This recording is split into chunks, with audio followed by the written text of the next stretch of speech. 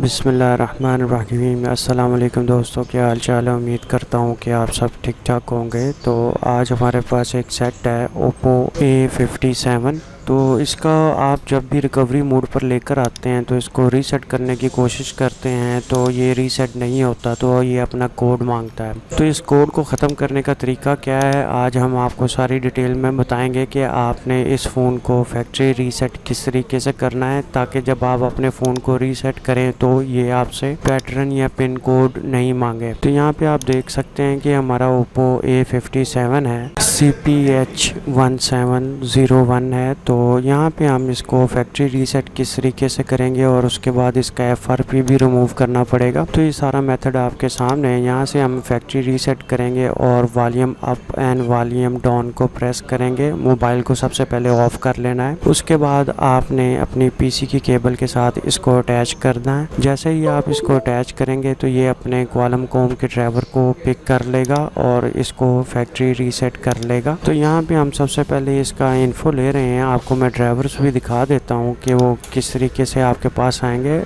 तो यहाँ पे आपके कॉम में आएंगे ये। तो यहाँ पे आप देख सकते हैं कि ये मेरी कॉम 12 सेलेक्ट हो चुकी है और मैंने इसका फैक्ट्री रीसेट पे क्लिक किया। तो ये थोड़ी देर में हमारा जो सा फैक्ट्री रीसेट हो जाएगा। और उसके बाद अगर हम कभी भी इसको हार्ड रीसेट करने की कोशिश करेंगे तो ये हमारा इजीली हार्ड रीसेट हो जाएगा। तो ये हमसे पासवर्ड वगैरह नहीं मांगेगा। तो इसी तरीके से हमने फिर उसके बाद जब ये फैक्ट्री रीसेट हो जाएगा तो फिर हम इसका FRP को भी रिमूव करेंगे और वो भी आपको दिखाएंगे कि आपने FRP को किस तरीके से रिमूव करना है। यहाँ पर थोड़ा सा टाइम लगेगा और ये आप देख सकते हैं कि हमारी जो सी प्रोसेसिंग है वो स्टार्ट हो चुकी है और थोड़ी देर में हमारा जो सा फैक्ट्री रीसेट हो चुका है। तो इसके अलावा अब हमारा प्रॉब्लम ये है कि अब ये रीसेट तो हो चुका है और अब जब हम इसको एक्टिव करेंगे तो ये हमारा जीमेल का अकाउंट मांगेगा। तो जीमेल का अकाउंट जितने भी फ़ोन मांगते हैं उसको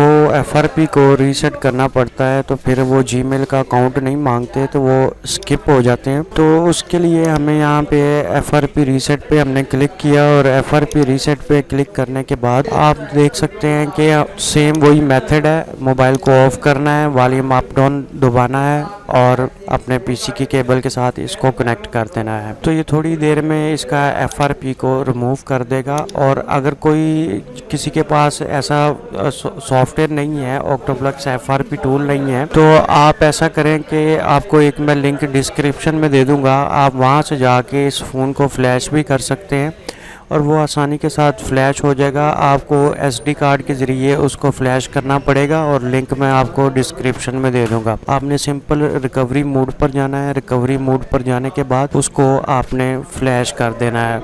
SD कार्ड में आपने अपनी फाइल रख लेनी है। और यहाँ पे आप देख सकते हैं कि हमारा जो सा FRP है वो भी रीसेट हो चुका है। अभी हम थोड़ी देर में हम इसका इन्फो भी ले लेंगे और ताकि आपको दिखा सकें कि हमारा फ़ोन बिल्कुल ओके है, कोई किसी किस्म की इसमें प्रॉब्लम नहीं है। तो यहाँ पे हम इसका रीड इन्फो कर लेते हैं ताकि आपको मैं दिखा सकूँ इसका सॉफ्टवेयर वर्जन और हर चीज़ सेम टू सेम है। इसी तरीके से सभी ओप्पो फ़ोन का FRP रीसेट होता है। जितने भी मॉडल हैं FRP रीसेट होने में वो मैं डिस्क्रिप्शन में दे दूंगा, आप उसको चेक कर लीजिएगा कि Octoplus FRP टूल में किस तरीके से FRP को रीसेट किया जाता है और उसमें कौन कौन से सपोर्टेड मॉडल हैं। उम्मीद करता हूँ आज की ये वीडियो आपको ज़रूर पसंद आई होगी। अगर पसंद आई है तो वीडियो को लाइक और शेयर ज़रूर करें।